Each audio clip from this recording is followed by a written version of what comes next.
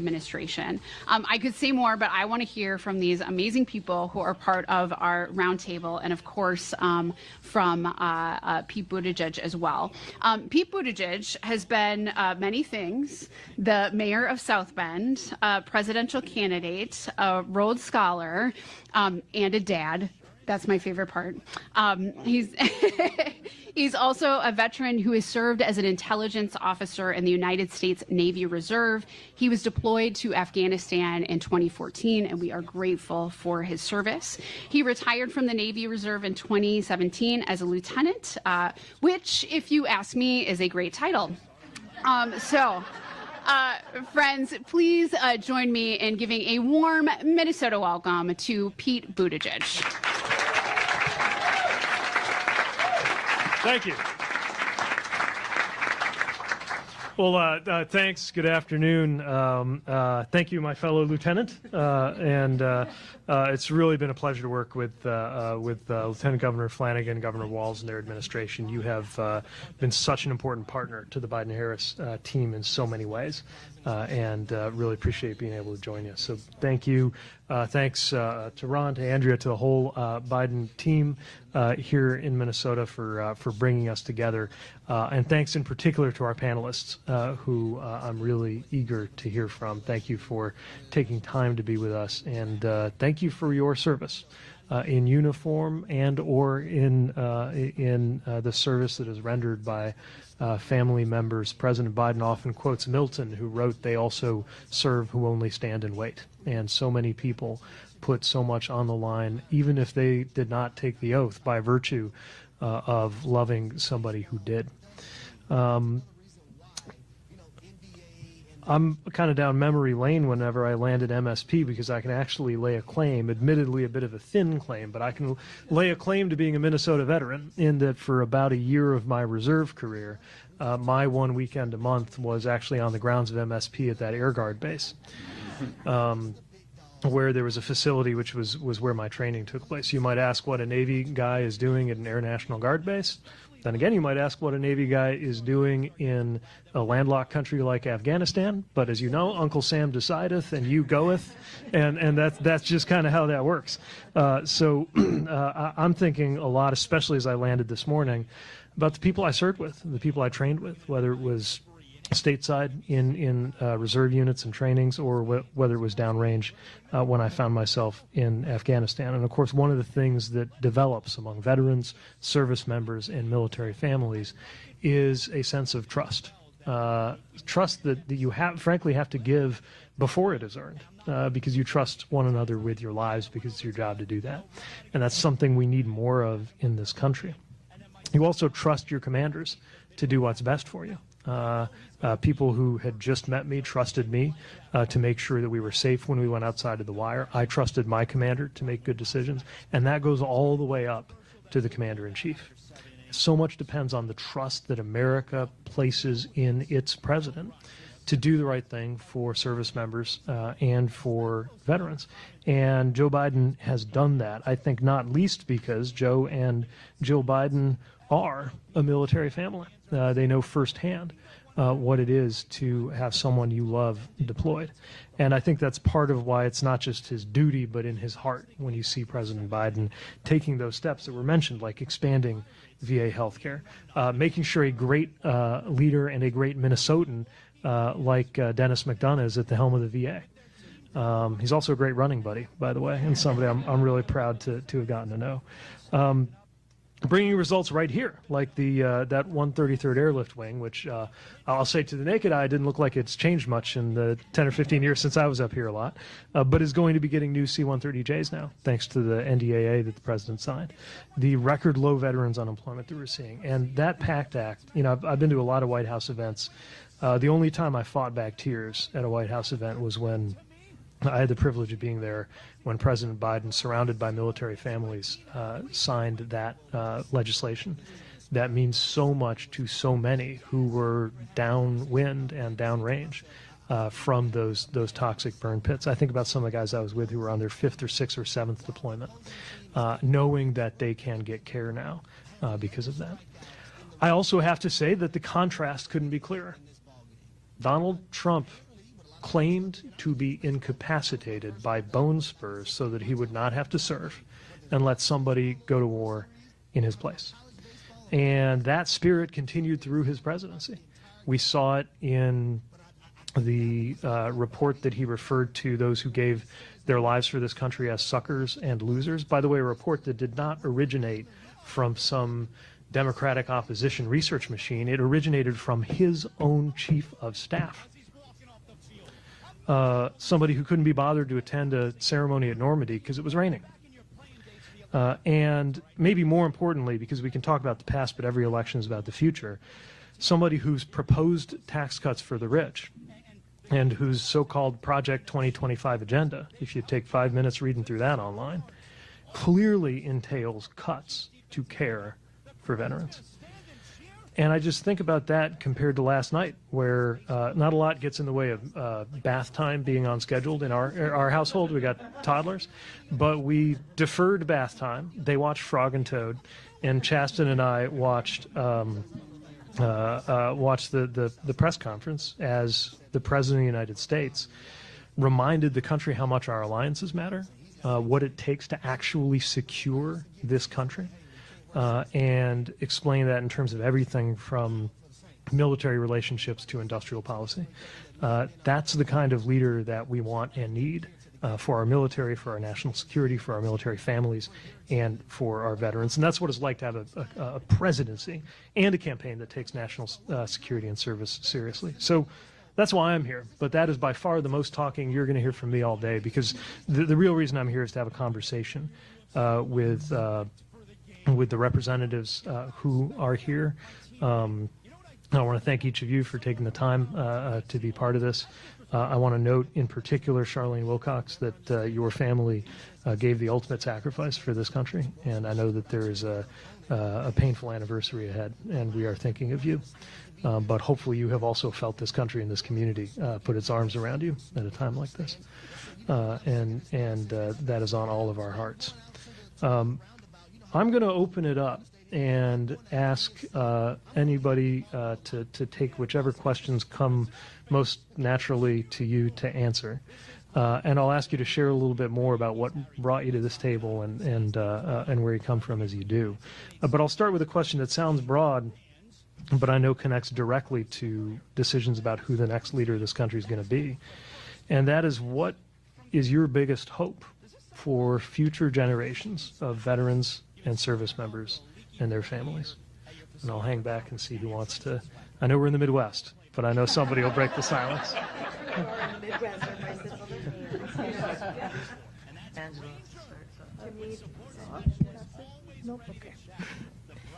Hi everyone, my name is Andrea Delgado. I'm a current service member serving in the Air National Guard. So I believe my hope for the future generations of veterans and service members is that they know that they work for a cause bigger than themselves, and that there's people all around them that they know that they did this and that they're there as a resource. We have a room full of people here, legislators who have worked on behalf of service members and veterans and will keep working for these service members and veterans, and that they're not alone. So that is my future for the hope of service members and veterans. We'll take it.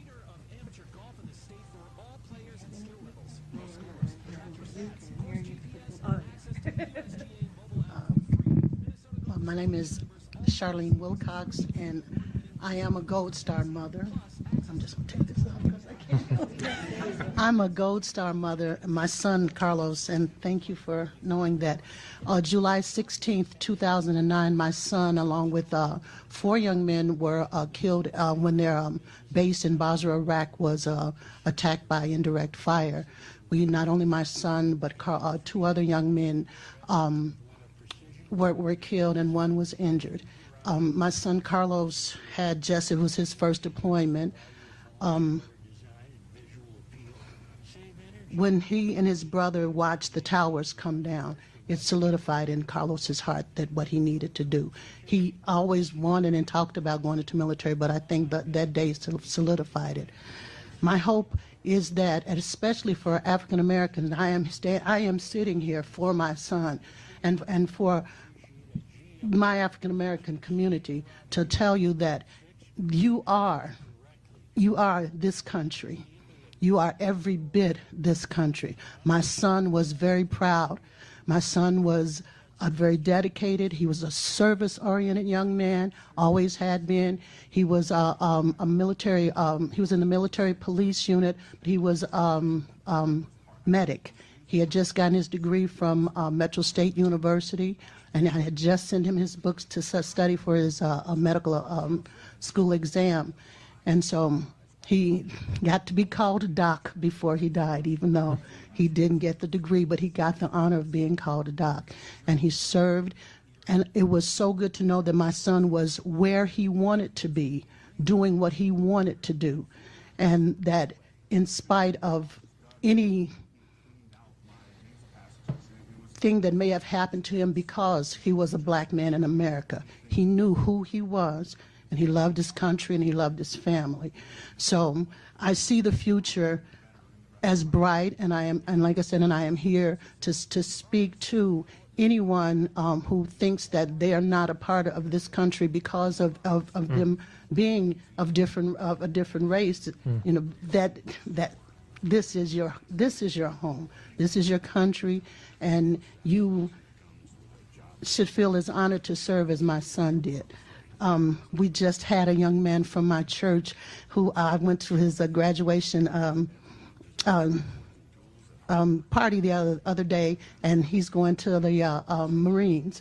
So young people are still joining, and that's the thing. I lived through the drafts, so I know what it's like to be afraid that your cousin, your uncle, someone was going to be called in. But these kids are volunteering and going, so that's why my hope for the future for them is quite bright, because they are still volunteering and going, and they still know the importance of service.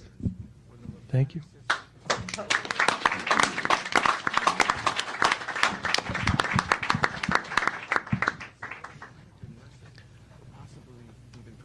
I'll turn to another question, although feel free to build on the last one. But with that in mind, I would love to hear from around the table how you view the current state of veterans health care and support services. You know about some of the great work that's going on in the state, the work that the president has led. We also know there's a lot more to do in supporting veterans, service members and their families.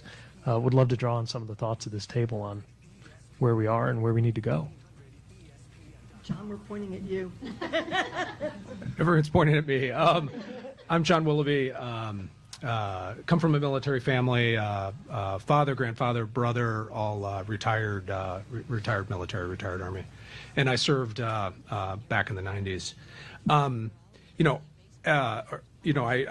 am a veteran, but I don't, because I'm not retired, I don't actually get to use the veterans health care and support services, right now. But from what I understand, we're very blessed here in Minneapolis, not just to have great health care and healthcare systems overall, but our VA hospital here is really first rate by reputation from everyone I've talked to who is going to use it. So for that, I'm very thankful, and I'm very thankful for the funding that the healthcare system gets from for the VA.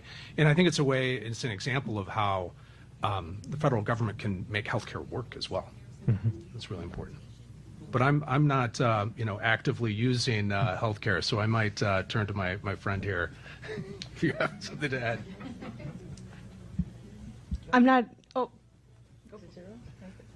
actively using it, but I've worked with the federal and state government on legislation and touring these places. Actually, the Biden-Harris campaign was at the Minneapolis Veterans Homes 2 days ago, I believe, and we helped veterans with their bingo cards, and we saw the facility and noticed that they have first-class people there working as nursing assistants, dental hygienists, in all fields, making sure that veterans are being taken care of every day. I know firsthand the governor's team. Having a veteran governor means a lot, just because he knows exactly what us veterans are going through, and his experience allows us to expand on what we already had to something even better. I know our legislature keeps building on issues for veterans and their families, and on the federal level, we'll talk more about it too, but the PACT Act, I know Pete Buttigieg Secretary McDonough. We have a Minnesota representative, representing us as a Secretary of the Military of Veterans Affairs, and because of him, I'm not sure if you guys know a little bit about the PACT Act. So it was supposed to come in phases. That was moved up 8 years, I believe, because of Secretary McDonough. So not everyone who qualifies under the PACT Act is eligible for these benefits. And that's because of the Biden administration and because of the power that our legislators are doing in order to support us service members and military families. So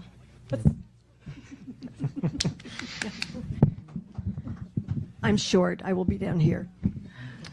Everybody knows me. I'm like 4'9" when I'm standing up, so it doesn't matter if I stand up or sit down. I will speak about the Veterans Healthcare Services, but not just under the Biden-Harris administration. When we look at examples of healthcare done properly for, universal healthcare, the VA has done a really good job. And I speak from my family's point of view. My parents both had TRICARE for life under the Korean War. And when both of my parents passed away within 8 weeks of each other back in 2009, everything was covered for both of them. And it didn't matter whether it was at a public hospital or at a military hospital, they were covered. This is the way healthcare has to be. It has to be seamless services so that the financial parts of this are not what people are worried about when they're struggling. We have to look at the healthcare we have here in Minnesota. My goodness, we have one of the best women's clinics at the VA that you could have. I also don't qualify. I'm an Army brat, but I also served 4 years, just 4 years. And I was in that service that they don't call a service, dirt diggers, the U.S. Army Corps of Engineers, out of Near East Project Office in Tel Aviv, building air bases in the desert. They explained to me why I needed to learn to shoot a gun. I need to learn to shoot a gun, not because of anybody over in Israel, because they're snakes. And I don't know about anybody else. That terrified the crap out of me. I got a sharpshooter's pin for being, all you had to do was say there's snakes, and I'm like, show me the range. All right. But for women's health care, we have got some of the best. And I know that on the inside. I just retired from Fairview University at M Health.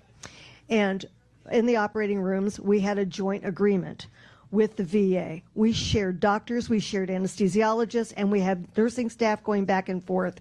You cannot beat our medical care system here in Minnesota. I just have to say, some of the other states would love to be as good as we are. On the topic of healthcare, I would love to discuss the PACT Act a little more. As I mentioned, it was very meaningful, I know for me, just to have the privilege of being on hand. And actually, it's a note to self, I got to go get on that registry. As you know, they've moved the dates up for that. But would love to hear from around the table what it means to you that President Biden signed that PACT Act, acted on what amounts by the numbers clearly to the most significant expansion of benefits and services for veterans exposed to toxic burn pits in longer than I've been alive. It was a real signal moment, I think, in how we take care. I'll share one more reflection of mine, and then I'll open the floor, which is, to me, it was redeeming for this country, having thought about what happened on the west front of the Capitol in January of 2021. To see just a few months later something very different happen on the east front of the Capitol, where veterans took to the Capitol steps and demanded things change. And again, under President Biden's leadership, they did. So to me, not just the benefits, but what it said about us meant a lot. What did it mean to you?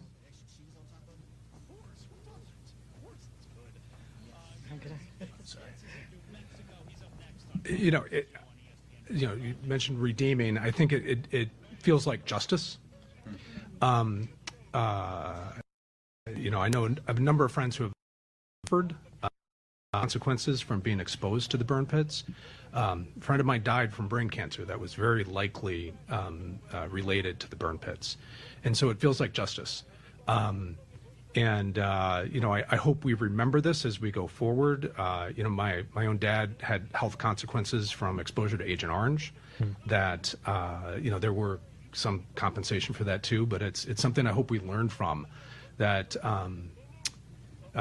combat wounds aren't just from bullets. There's other there's other consequences, and so I hope that we learn from this and we continue to take care of our veterans from that. Mm-hmm.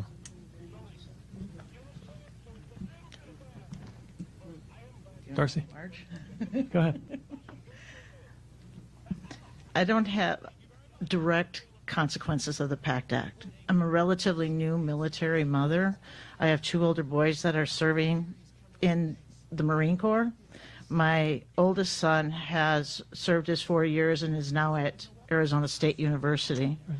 And one of the main reasons why he selected down there, and this gets back to support services, is there's a lot of veterans that attend ASU because of the community, the family that they find there in the veterans and the Pat Tillman organization mainly.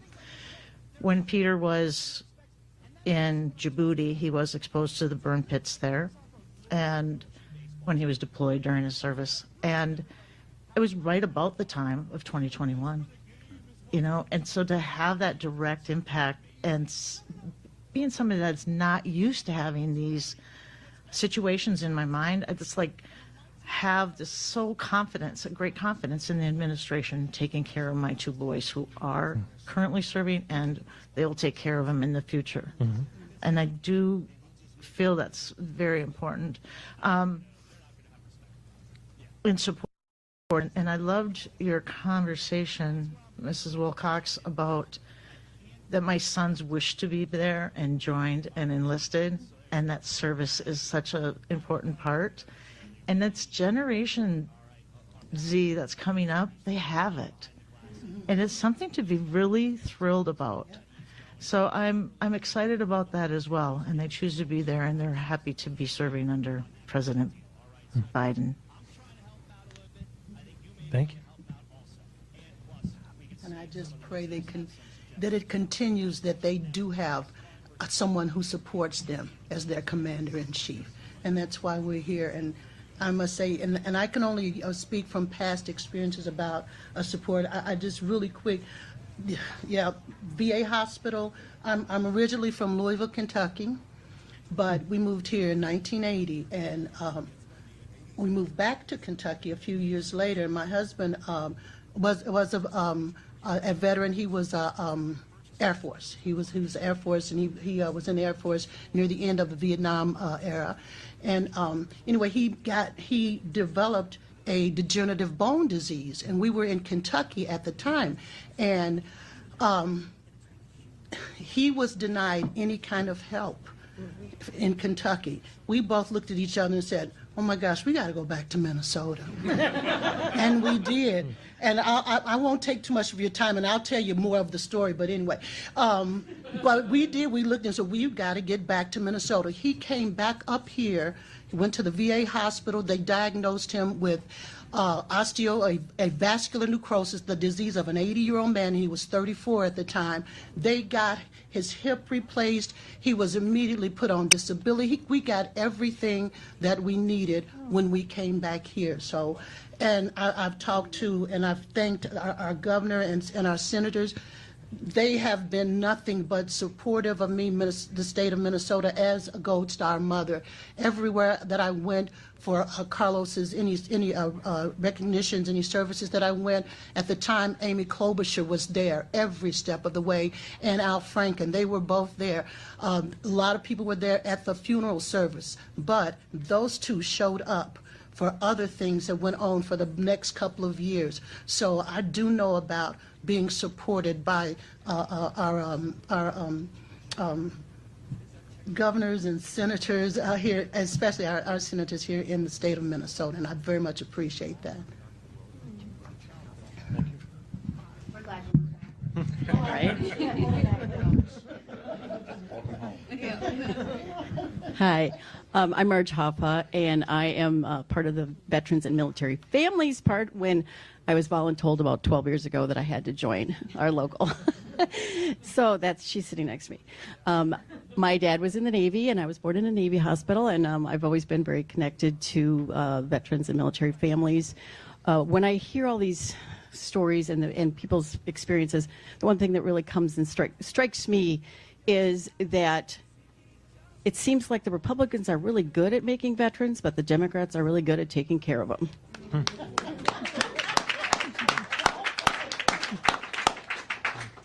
Thank you, President Biden. Well put. Let me also point to one thing that is at stake in what Mrs. Wilcox mentioned, which is that we're here, of course, because there is no substitute for the right person as commander-in-chief. But I appreciate you acknowledging also that up and down the levels of government matters. Your county veteran service officer matters. Your governor and lieutenant governor matter. Your senators matter hugely. And another thing that I think Republicans may have been quicker to in past eras is remembering never to treat the presidency like the only office that matters.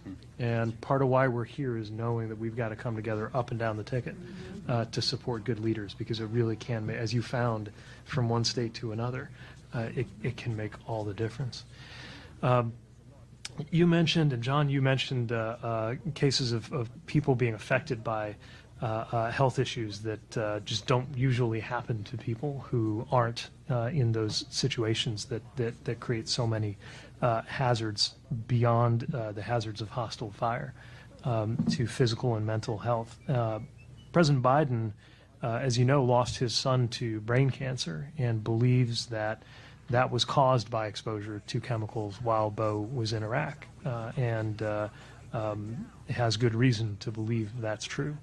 I wonder, from the group, any thoughts on the difference it makes when the leader of the military, the leader of the country, has a personal sense of what kinds of sacrifice are associated with service, with conflict, including sacrifices that sometimes people experience for the rest of their lives.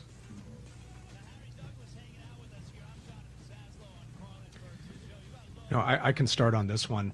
When someone signs up to serve in the military, and when a family signs up to have their child serve in the military, there's you're giving up some of your freedom. You're making a great sacrifice, and potentially putting yourself in harm's way. And so that's a great act of trust in the government and in the leaders that they're going to make a good decision. And it runs both ways. The street runs both ways on this. That the leaders need to act with care, that they are, doing the appropriate thing, taking care of the team members, and executing, the mission as it needs to be.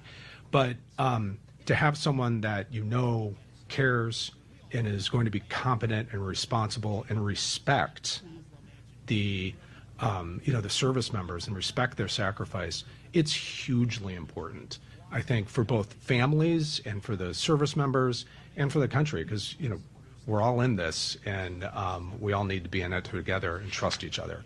And so, I'm very thankful to have President Biden, someone who understands the sacrifice, to be there leading the effort.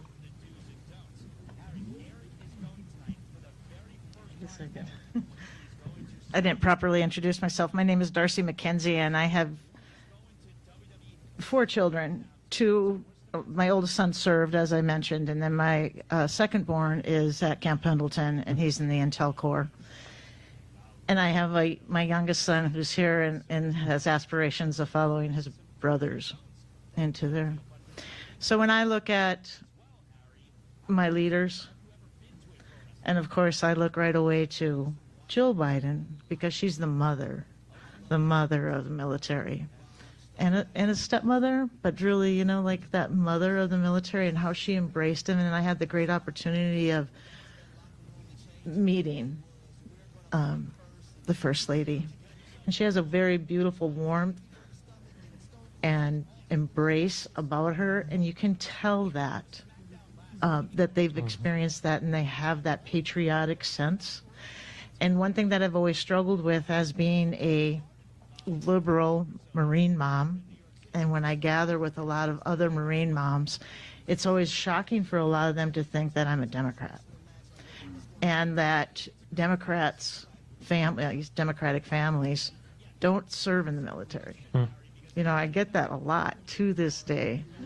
That's one thing that I'm looking for to the future from my leaders, is to create a sense of community among us who have this feeling. And that's why I'm excited to be working with Marge and Cheryl on our caucus, the Military Families and Veterans Caucus that we have here, started in Minnesota, and really do an outreach to the community in that regard. And so I'm looking for leadership from that, all the way up and down, to make us proud Democratic patriots. As we should be. Yes, yes. And I want to applaud you for building that caucus, because one of the things that certainly I found in my time in service is sometimes folks would think they're the only Democrat in the room, either in the ranks or in the community or in families, only to find out there are a whole bunch of people who feel the same way, and more who became open to it, especially after the events of recent years. I mean, I'll tell you just the difference between when I first got involved in public life and when I was first commissioned in the military compared to now. Partly because of what we've seen in recent years, partly because of, frankly, what a figure like Donald Trump said about how the Republican Party had shifted from some of its previous commitments on things like democracy, things like freedom, and things like support for the military that I think are especially important right now. And I do think we need to talk a little bit about the other side of the coin. I'm wondering how people here felt the first time that you heard Donald Trump say that John McCain wasn't much of a hero because he got caught, or was talking about people in the cemetery as suckers and losers, or any of the other moments in the parade of insults to the flag, the country, and those who serve it that have issued from our former president, who is trying to convince America to make him president one more time. Cheryl, looks like you have a thought or two. I'm almost laughing. It's not funny, but it's a funny memory for this. There's a couple people in this room right now that have been the members of the DFL Veterans Caucus for many years. Okay, Tom, I'm looking at you. Don, I'm looking at you. Looking at some of you guys back here. Clarence back there. John Wexler's back there. Last election cycle, when President Biden was running, we were looking for lawn signs, and we were going to go veterans and military families for Biden-Harris. No. Trump opened his mouth and said the suckers and losers thing. So we said, nope. We went veterans for Biden, and we put heroes, not losers, underneath it. We only had 150 lawn signs. They were gone literally within 15 minutes. Marge ferried lawn signs from Duluth all the way down to Hastings. We drove lawn signs everywhere. Everybody was just nailing our mailboxes full, begging us, can I get a lawn sign? Can I get a lawn sign? Everyone was incensed over those words, the words out of his mouth. And we need to remind people every day that he has no respect for anyone who serves, and he can't envision serving himself, whereas President Biden knows it. He's lost his son. He understands it, and you feel it. I had the opportunity to meet Dr. Jill Biden with Beau Biden in Charlotte. They spoke to the Veterans and Military Conference there, and he was an amazing speaker, and his stepmother was very, very proud of him. But that was right before they changed the name, because remember, it used to be just the Veterans Caucus, DNC Veterans Caucus. It was Michelle Obama and Dr. Jill Biden who changed the focus and said, when one person serves, the family serves. Yes, yes. My mother always said that. She said she felt like when my dad signed that she signed up too for 21 years. So, everybody knows this, and it's in recognition of that. We have people in office right now, and we need to keep them in office, who respect our service and respect the commitment that we have to keeping this country safe. So if you live here, join the Veterans Caucus. We're going to do those great lawn signs again because they were hot numbers. I know. Yes. Marge has to deliver again. Good thing there's some people around here who know about ground logistics. Huh? We are really good at logistics. Okay. Yes. Fantastic. Good at union support, union printed lawn signs, and delivery. Yes. Here, here. I know our time is drawing short, but I want to ask if there's any other thoughts from either the end of the table here or any of the members here who've shared your time and your name with this effort. Ms. Charlene. That you mentioned John McCain, that was my son's hero. Because he was a serviceman, because he the time that he spent as a POW, and yeah, and these are the kinds of people that I don't care what party you are. We need those kinds of people like John McCain, and who I watched give Trump the thumbs down. I watched this man, and I couldn't have been more proud of him because I know how my son felt about him too. So, this is when we talk about of the future of not just our military but of our country. This is what we need. We need more people who are willing to stand up for what is right, and not trying to always be right. You know. So it's a yeah. So I'm just very, very sorry. I didn't know that President Biden's son's death was attributed to his military service, and so to have them as considered as Gold Star parents too, it means a lot. It means a lot to have someone who knows that how it's devastating and how proud you are all at the same time.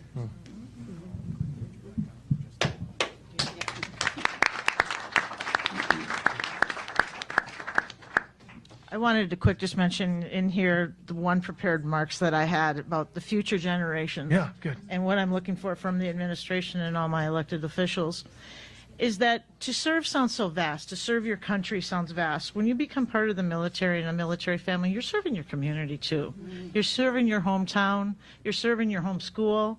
It's an honor to be a military family member. And I want to promote that as a Democrat, and bring in more the opportunities that my family has because of the military is amazing. My children are on the right path and a very successful path, and I'm so grateful to the United States of America that they have this opportunity and that they are on the right path forward. And so I really want to just express, like, the future generations, there is a lot of great things that can happen if you serve. And I wanted to convey that it's just a great opportunity. Would you agree? Look at this young woman. She's like amazing. So a little bit about me. I originally was born in Mexico, so I came here when I was 6 years old. And I came to a community that didn't really realize how to approach me. I was a native Mexican woman who barely spoke English, and there was very limited resources for me. So growing up, I didn't know what was available for me or where I was going to go. And I don't want to get emotional, but one of my friends was introduced me to the military service, so I enlisted because I just followed the footsteps of my friends. From there, and opened up a whole new world for me, and opportunities that I'm so forever grateful for, and the connections that I've made and continue to make to this day. Again, why you're serving a purpose bigger than yourselves, and they were the first people that really, really welcomed me here in America, and for that reason, I became a citizen too. So I'm forever thankful for the military and people who understand what it's like to be in the service or be a family member.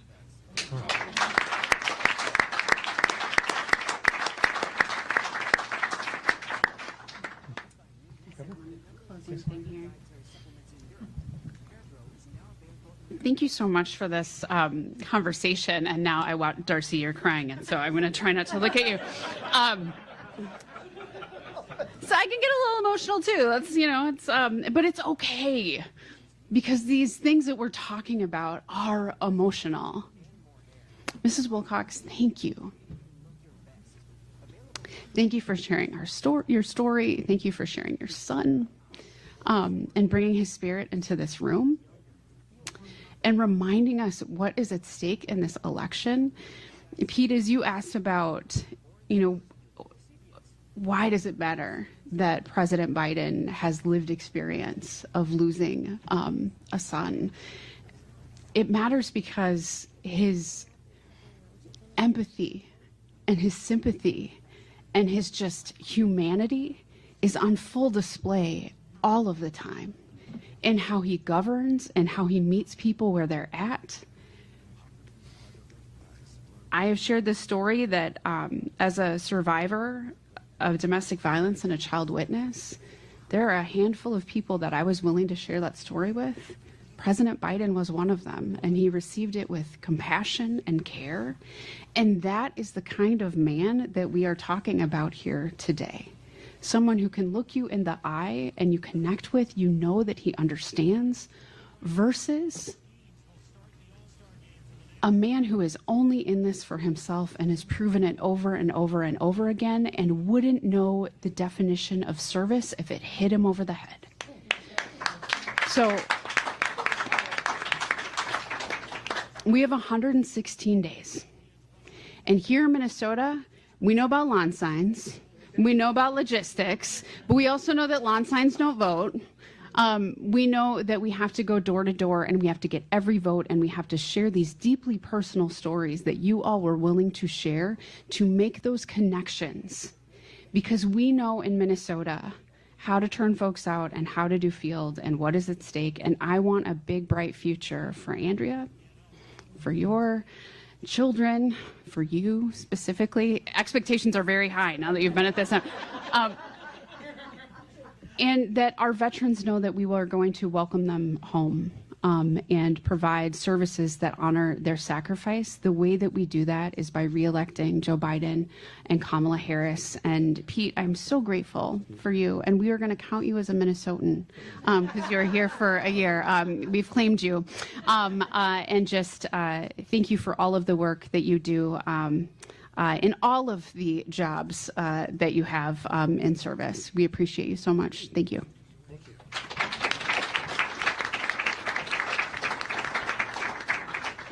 Well, I think that gives us marching orders, so to speak. So I want to thank each of our participants for your commitment, your service, your sacrifice, and your stories. I want to thank the VFW. Thanks, James McLeod, and Jeff Rusted. I don't know if Jeff is in the room. All right. Well, then we'll just thank you, James. But thank you for hosting us, and thanks for what you do to look after. This is not my post. All right. I'm kind of a post in Minneapolis. All right. Glad you could be here. Glad that everybody could be here. And I'm moved to see a very intergenerational audience here and a group that reflects the very different people who can be brought together by a good cause. Just as the military brings good people together from radically different backgrounds to trust each other with their lives. One of my favorite things about a campaign is it brings people together who would not otherwise get to know each other, but who share a cause, in this case, the cause of making sure that President Biden returns to office and that we're able to continue, by the way, not just holding off some really bad stuff, but building on some really good stuff. Continuing. And the last thing I'll say is that, you never know what you're capable of until motivation pushes you to do it. The military does that famously in so many ways. But motivation can come from some unlikely places. Cheryl became a sharpshooter, motivated by what she learned about an unexpected terrestrial threat. So I want everyone here to tap whatever motivates you, whatever propels you, and share that with everybody you know, because 116 days is not a lot of time. We got a lot of work, but we're going to be very proud of what we have to show for that work when I turn up here to celebrate with you sometime after November next fall. Thank you very much.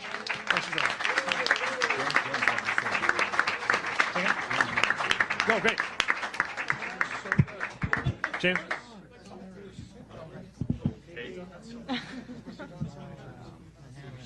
Hello, everyone. My name is James McLeod. I'm former commander of the Uptown VFW in Minneapolis. I served 7 years on active duty. My job in the military was to capture prisoners of war, and I did that in Panama, looking for Noriega, and in Desert Storm. And now I work for MACV, so the many statements you made about ending veteran homelessness, that's actually my mission, so to end veteran homelessness. So I'm really glad to be here today, and I really hope that with the support of everyone here, we can end veteran homelessness in the state of Minnesota this year.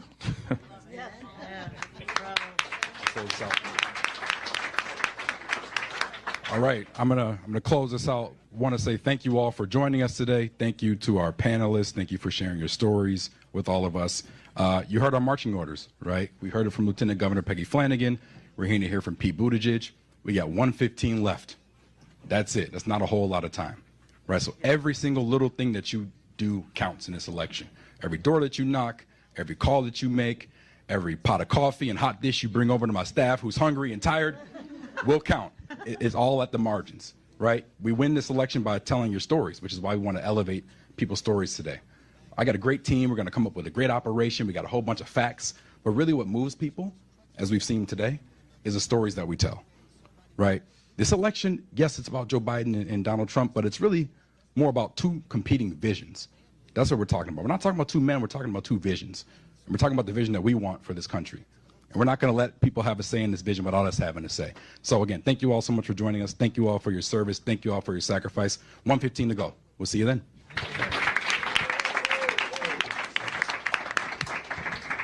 And if folks can remain seated, we are going to do a photo line with the Honorable Pete Buttigieg. So if folks can just sit, we'll get him out of the room, and then you can line up outside.